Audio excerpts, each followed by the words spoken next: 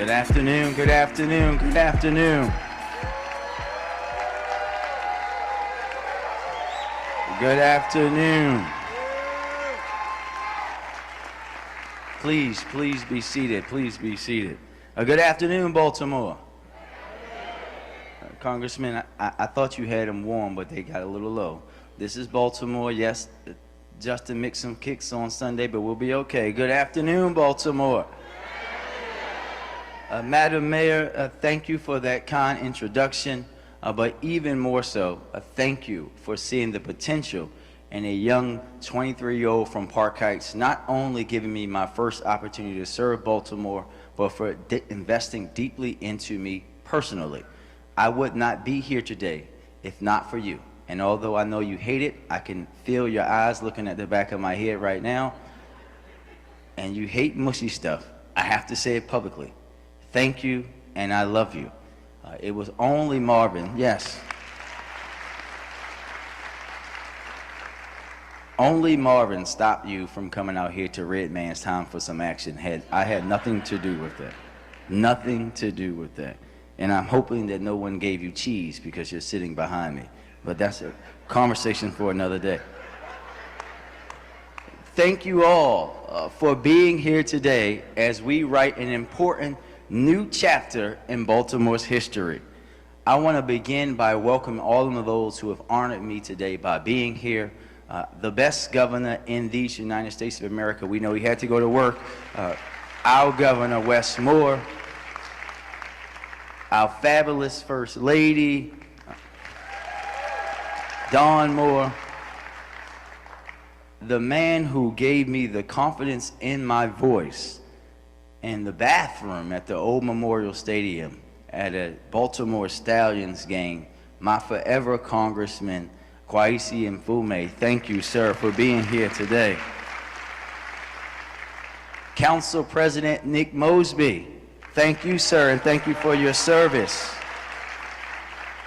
Council President-elect Zeke Cohen and all of my colleagues on the City Council. We have double the comptrollers today, Comptroller Henry and Comptroller Learman. Thank you both for being here today. The two leaders of the most fabulous and the most productive General Assembly in these United States of America, Senate President Bill Ferguson and Speaker Adrian Jones, thank you both for being here today. Our State's Attorney Ivan Bates, Mr. State's Attorney, thank you for being here today. As you already heard the secret, all the mayors know my favorite mayor, the mayor of St. Louis, Tashara Jones, my big sister, thank you.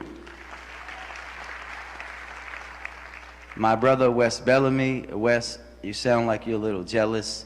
I'll say what I said to the country last week.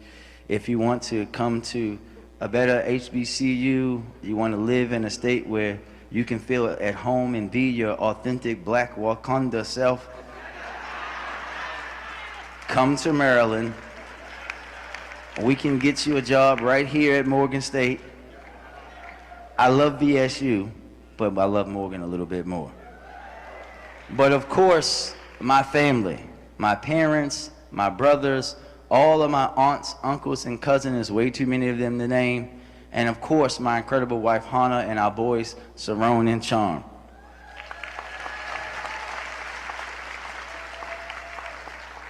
I would not be here without them today, who built me up over a lifetime to be ready for this moment and who have sustained me through it all.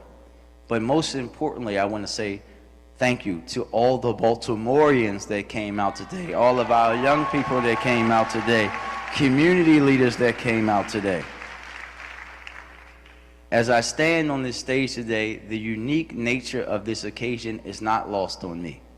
I am very aware that this is the first time in 20 years that Baltimore has given its mayor a second term, Mr. Governor.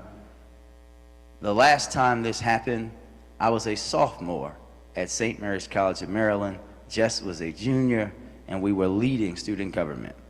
I'm acutely aware that my first inauguration 4 years ago was not the typical celebration, as we were restricted during the height of the COVID pandemic. And most of all, I'm especially aware of how rare it is still in this city, in this country, for young black men who grew up in the type of neighborhood where I grew up to be entrusted with leadership in executive positions. It is safe to say that those three things are connected to one another. And it is safe to say that it took someone like me, confronted with a challenge like COVID-19, to change the trajectory of instability that Baltimore was on. As many of you know, I began my public service because of the neighborhood where I grew up and the traumatic things that often happened there. Witnessing my first shooting before my 9th birthday on a church lot near our house, which also doubled as our basketball court, baseball field, and football field. Though it was only 20 seconds away from home, it was impossible for me to get there. All I could do was jump into the bushes and hope a bullet didn't jump in there with me. After it happened, it was the feeling of fear and frustration that still, I was expected just to go to school the next day like everything was normal. But it wasn't. I kept asking my mom, my dad, aunts, uncles, grandparents, everyone, why it happened, why no one cared, nagging them to no end the way only a little Scott kid can. And my mom one day responded, probably just hoping that I'd shut up, this happened a lot with me as a kid, and told me that if I wanted to see something change, that I would have to do it myself. That no one was coming to save us, and for sure, no one was coming to save Park Heights. As a parent now, I know she was just looking for a little piece. But that young black boy from Park Heights was looking for a little piece too. And she planted the seed in me that I needed to dedicate myself to making change in order to get change. I carried that with me through everything. Through the tough track practices at Mervo and difficult classes at the St. Mary's College of Maryland. I carried it with me as I got sat down on a curb in handcuffs simply because a cop saw me, a young black man with braids in a basketball jersey, and decided that was enough to match the description. It didn't matter that it was a jersey of a completely different team or that I was in St. Mary's County when the robbery happened. I carried that seed my mother first planted with me when I was first walked into City Hall at 23 years old, grateful that Mayor Rawlins Blake took a chance on me and saw fit to give me that first opportunity. And I carried it with me when I achieved my very first own electoral victory and was graced with the privilege of representing my neighbors in the 2nd District. All the while, that seed began to grow and take form just as I grew and learned. I got to know my neighbors and started doing the good work of serving this city alongside community leaders like Gloria Jenkins, Mark Washington, so many others, and City Hall colleagues who are here today. And I was still carrying it with me as I took the oath of office 4 years ago to assume the role as mayor, standing only with my parents thanks to the still raging pandemic. At that time, as all of you remember, our city was facing daunting challenges. Let us not forget the realities that this administration took on at the end of 2020. On top of COVID, Baltimore City Hall had not had consistent leadership. Unlike other cities, our city had zigzagged between administrations, and the struggle our city has faced for decades bubbled to the surface in ways that they hadn't before as a result. While gun violence reached historic levels, City Hall was in desperate need of change, stability, and vision. And I knew as I took my oath of office, it was my charge to deliver just that. It was a filling challenge for that seed my mom planted in me as a young boy looking for answers after witnessing violence, and a fitting challenge for someone who grew up when I grew up, where I grew up, and how I grew up. Because one thing about being raised here is that we are built different and can thrive under any amount of pressure.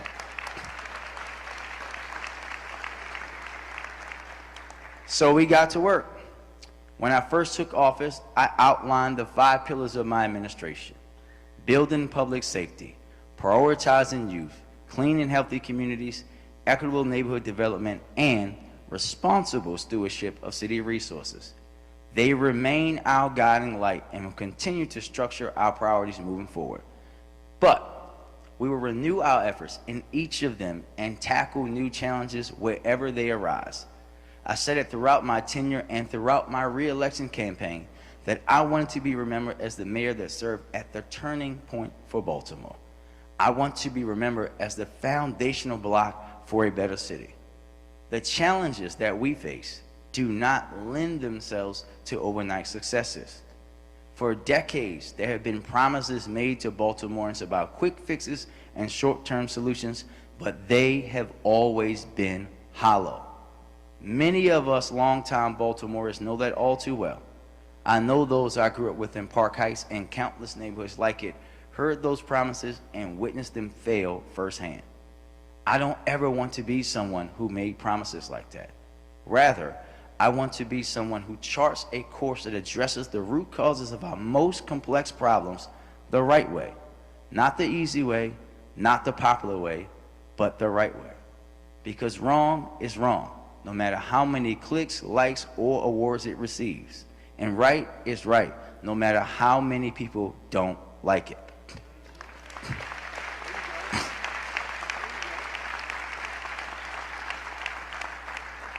Doing things the right way is the only way to bring sustain and meaningful change to Baltimoreans. And if we're going to be honest, we've had a lot of success already. On public safety, we fundamentally changed the way we think, do, and lead. We laid out Baltimore's first ever comprehensive violence prevention plan, reshaping the way our city approached public safety and setting tangible goals to drive down violence. We established the Mayor's Office's Neighborhood Safety and Engagement and made a commitment to the hundreds of dedicated Baltimoreans devoting their lives to healing our city in the streets with community violence intervention, whether professionally or in their spare time, that city government would be there in a way that it never had before. We also, yes, you can clap for that, yes. We also improved the way our law enforcement officers work alongside community partners, strengthened our coordination with federal agency and with the state's attorney's office, and have gone after gun manufacturers and distributors in court like the Ghost Gun Company, Polymer 80, and Hanover Armory to directly address the source of guns on our streets. And since I took office, we have taken more than 10,200 guns off the streets of Baltimore. And I want to thank each and every one of the women and men of BPD who do the tough work of seizing those weapons for their work each and every day. That is what it means, yes, to have a truly comprehensive approach. Now we see the results of that partnership and the commitment to stick to it.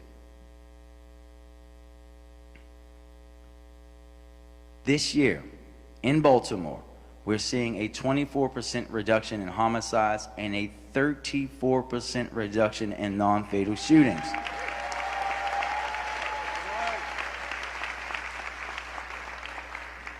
That, of course, is on top of a historic 20% reduction that we had in 2023, which at the time was the largest single-year drop Baltimore had ever seen.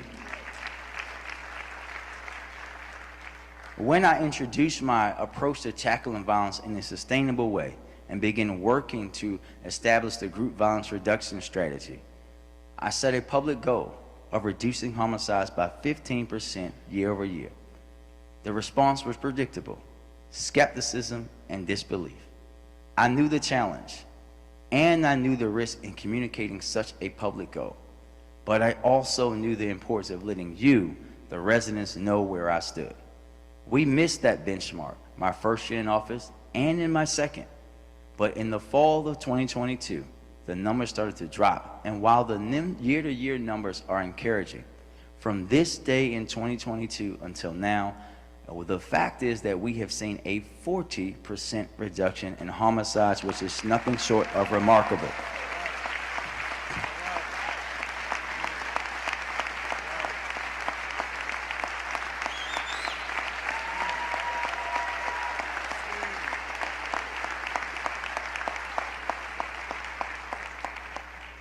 But they are more than just numbers. Those are hundreds of lives saved or prevented from being altered forever as a result of a non-fatal shooting. We know that violence is devastating to those it impacts, like 13-year-old Mason, who witnessed his father being gunned down in McCullough homes right outside of their door. A Muncie Victim Service was able to reach Mason and his mom and help them get connected to a variety of services. But no one should be forced to go through what they went through. We will do everything we can to take care of those who do, but always will keep working to reduce the number of families who experience it in the first place. We're taking the same comprehensive approach to all of our work. We've invested more in our young people than ever before, opening rec centers, expanding programs like Youth Works, Be More this summer, and our attendance challenge. Rather than balancing our budgets on the backs of our kids like the city has done in the past, we're building up through hope and opportunity at a chance at experience. Opportunities like the ones provided to Demalik, who instead of being banned after punching a wall at the Virginia S. Baker Rec Center, our Rec and Park staff wrapped their arms around him, connecting him with the Upton Boxing Gym, and after helping him improve his swimming skills, hired him as a lifeguard at Riverside and Cahill, where he has worked for the last few years. He is now on a path to becoming a professional boxer, and you can see how easily this story could have gone another way. Or take, for example, Sha Kim, who was a young father still in high school who would often squeegee on corners like Russell and Hamburg and Washington and MLK to make a little extra money. Through the Squeegee Collaborative, we were able to get him connected to employment opportunities, open a savings account, acquire a state ID, and get connected to the Young Fatherhood program at the Center for Urban Families. Today, as the dad of a kindergartner, he is now finished his education, working full-time at a security firm, and helping other young men as a part of the Squeegee Collaborative leadership team. These stories are why it's important that we've made more investments that actually support our young people, whether it's programs like the Squeegee Collaborative or by opening 11 new or renovated rec centers, 7 pools, 30 playgrounds, and 12 21st century schools, new buildings.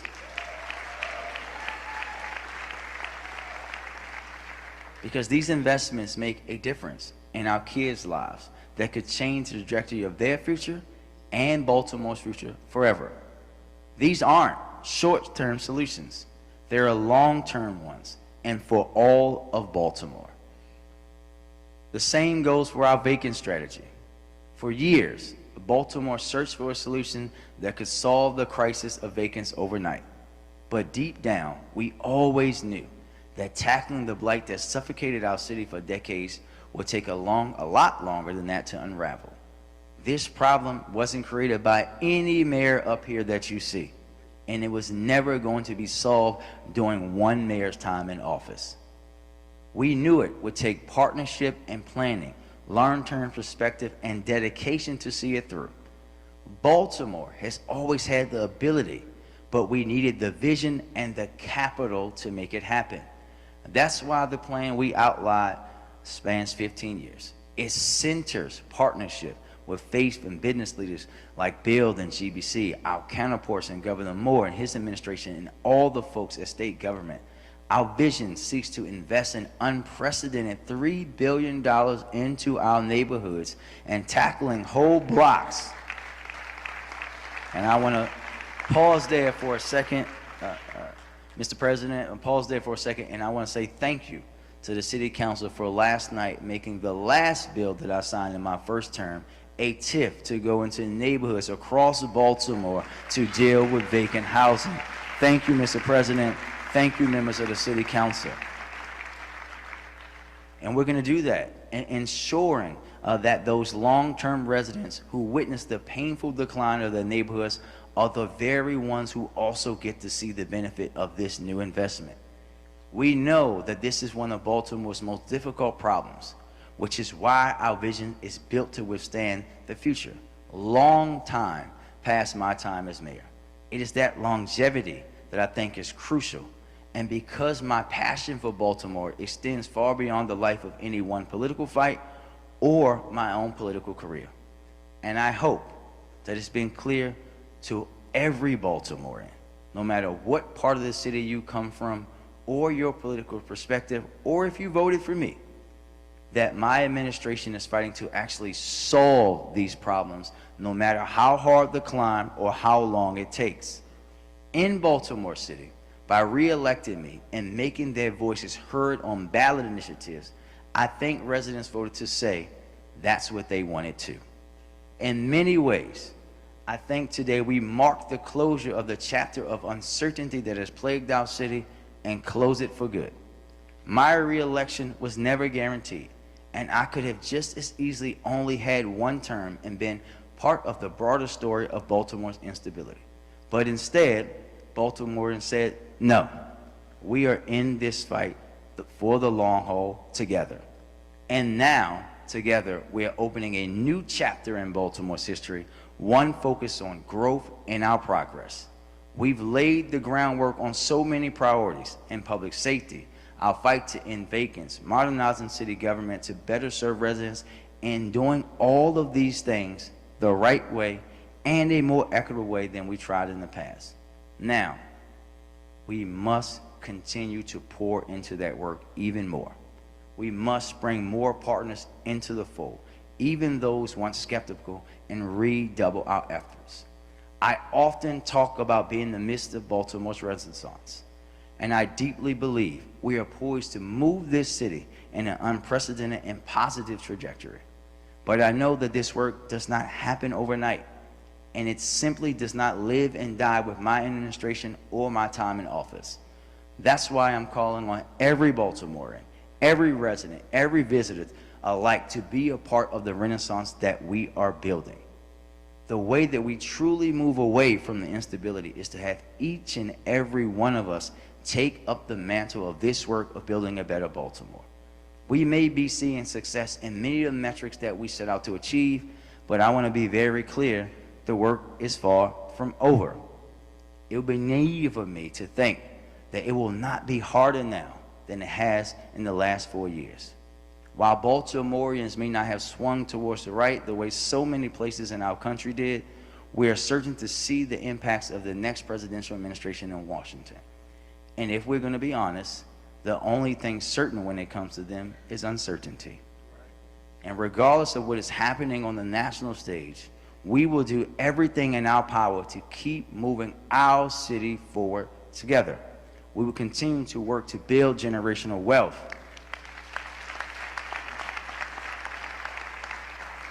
We will continue to work to build generational wealth for families, particularly black families who were impacted by decades of intentional disinvestment. We will continue to protect women and their reproductive rights. We will continue to support and honor our immigrant communities, and we will continue redeveloping our city with intention and equity for all Baltimoreans. Many of these things may be harder now than we hoped. We hope, though, however, that those assuming power in Washington are able to see our progress in curbing gun violence through a holistic, public health-informed approach alongside our federal partners. We hope they continue to see the value of federal transportation investment for projects like the Key Bridge, Red Line, and fixing the highway to nowhere. But unfortunately, we simply do not know the attitude that they'll take to these things. But as always, Baltimore will fight for itself. We have the best congressional delegation the mayor could ask for. Senator Cardin, who wanted to be here today, is just a few weeks away before he leaves office. But he's right now in D.C. fighting for that Key Bridge funding. Senator Van Hollen, Congressman in Fullmeyer. We'll call this next gentleman the County Executive Congressman, my good friend and partner, Congressman-elect Johnny Olszewski, and of course, our incredible Senator-elect Angela Alsobrooks, Maryland's first black U.S. Senator. We know that they will keep fighting for us in D.C.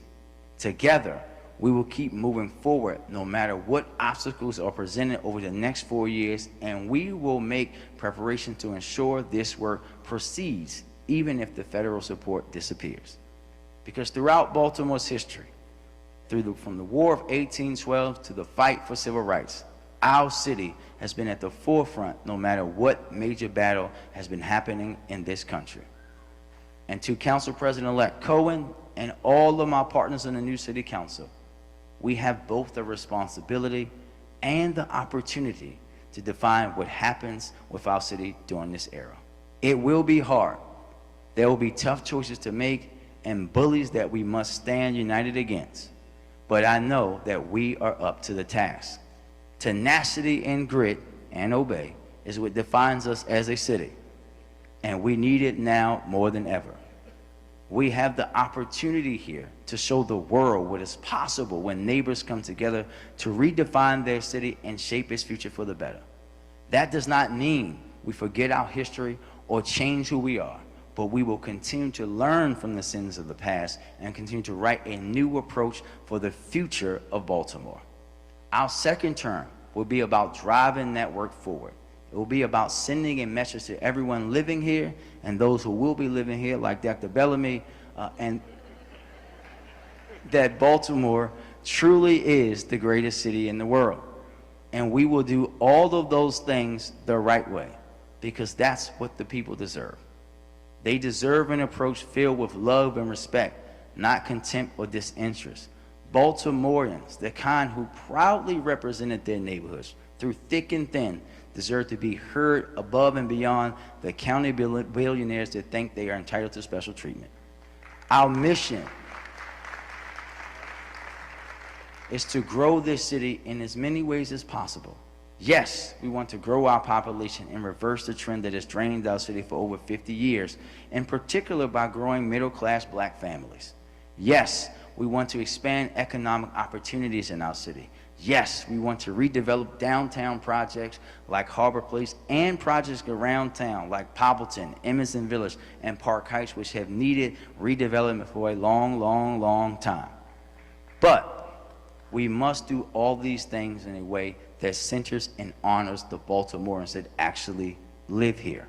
We can welcome new residents without supplanting the old ones. We can build public safety without reverting back to mass incarceration. We can grow our city's economy without deepening the inequality that has long defined Baltimore. And we can and will improve our city services without needing to take resources away from other investment areas like those that serve our children. And in my second term, that will continue to be our focus. We have to do this the right way, because for someone who truly loves Baltimore, it's the only way. I love my city with all my heart, and I think that is very clear. It is that love that drives my approach. But let's not be naive. We also have to do this the right way, because that's the only way progress will last. We have to build policy on a strong foundation of love and respect for the people that it will impact, and then ensure it's actually having the effect that it's supposed to. If we don't, then our words are hollow. And there are those, unfortunately, who would love nothing more than to see us fail. There are those who will do everything in their power, Mr. Council President-elect, to slow the progress we're making, hoping to take us back to the old days where only a select few were taken care of. But that will not deter us, because we are Baltimoreans and we for sure don't scare easily. I want Baltimoreans who love this city to be the ones leading the charge to make it better. And we're going to take some big strides over the next few years. We're going to revolutionize the way cities tackle blight and increase housing stock that families can actually afford with our vacant strategy. There is no reason that we should be losing black Baltimoreans because they feel forced into either staying in disinvested neighborhoods or moving away to find affordability, Senator Hayes. We want to make it easier for those families to be able to buy right here in Baltimore, to stay in the neighborhoods where their families are from, if that's where they want to be. We're going to expand the group violence reduction strategy to be citywide and keep working to improve lives through our public safety plan rather than just tossing folks in cuffs and throwing away the key. That means supporting people like Malik, who through GVRS and YAP was able to start fresh and open his own cleaning business. He shows that these participants can actually take the chance given to them and change their life for better instead of ending up dead or in jail. But the message is still there to the others. Take the advice, take the chance, because if not, you will end up in jail. The reductions we achieved so far are incredible progress, but for me, it will never be enough until there are no homicides and no shootings, so we will continue to work. We also want to fundamentally fix the way the city is funded and work to address high tax burdens that face so many residents in Baltimore. And we'll do this in part by continuing to advocate for part of our local sales tax, a move that will bring us in line with almost every single one of our peer cities, including St. Louis Mayor Jones. I am deeply appreciative of the deep partnership that we built with my friend Governor Moore. For me, it is such a blessing to be able to call the governor and he answered the phone. It is such a blessing to be able to know that he will fight for the city and not see us as a political football to kick anytime he needs a political win.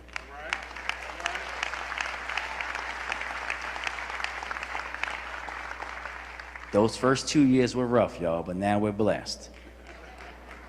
And it is a windfall that Baltimore is represented in the General Assembly by so many prominent fighters for our city, including those in key leadership positions like our Senate President Bill Ferguson and our Comptroller Brooke Learman.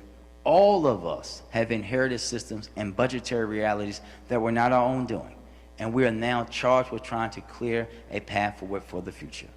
I know that those at the state share our desire to make the city's financial future more secure and stable, and we will work in good faith with our partners to find common ground on the solutions. Because here in the city, we need to grapple with the fact that one of the most important things that sets our city apart from its peers is the fact that we are funded differently, and we need to change that. Nearly every other city in the country receives a portion of their local sales tax, and they started this process decades ago.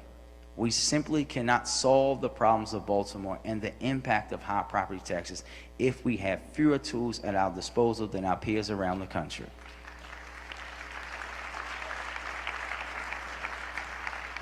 In our plan, just a 2% share of the sales tax will allow us to both fund our vacancy work and provide every city homeowner a $1,000 per year property tax cut. However, the work to make this happen and to make it make sense for both the city and state will not be easy, but nothing worth having is. But it is necessary and will be one of our top priorities in the upcoming legislative session. But we won't stop there. We will also work to address the devastating impact that public health crises like the opioid epidemic has had on Baltimore. We've now secured more than $600 million in restitution funds directly from Big Pharma that fueled the deadly opioid epidemic in our city. Governed by the parameters set in my executive order, we will put that money to use, saving lives and changing the popular imagination about what is possible in substance abuse care. All of these things are in service to the people who actually live, work, and enjoy our city, to ensure that they are at the forefront of everything we do. That seed my mom planted 3.5 decades ago about service and needing to take on responsibility to change our city is still there, growing stronger every day. Nurturing it and ensuring it continues to grow takes many hands. That is what we are called to do over these next 4 years. All of us coming together to grow this renaissance, to spur progress and see this fight through. Baltimore, you have to understand how deeply I love you. There are so many people in this room who are involved in violence intervention, saving lives on our streets. And one thing that they all know is that there is no end to the work. It is a daily grind that you need to do day in and day out. Our work to grow our city and its renaissance is the same. No matter what the world throws at Baltimore, we will continue to do the work and do it the right way for all of Baltimore's people. My presence here today shows that we've turned the page on a new chapter of growth and closed the old chapter of instability. Now, we must keep writing that chapter, and I hope everyone in this room, everyone watching at home, everyone who stumbles upon this speech down the line will join us in helping to write that chapter. For Baltimoreans, with love. That is how we'll write this chapter, and I could not be more proud or excited to do that work along each and every one of you. Baltimore, you have nurtured and inspired me my entire life, and so I have dedicated my life to you. That is the greatest decision I could have ever made, and I'm grateful for the opportunity to continue doing so. So now, let's get to work. Thank you. I love you.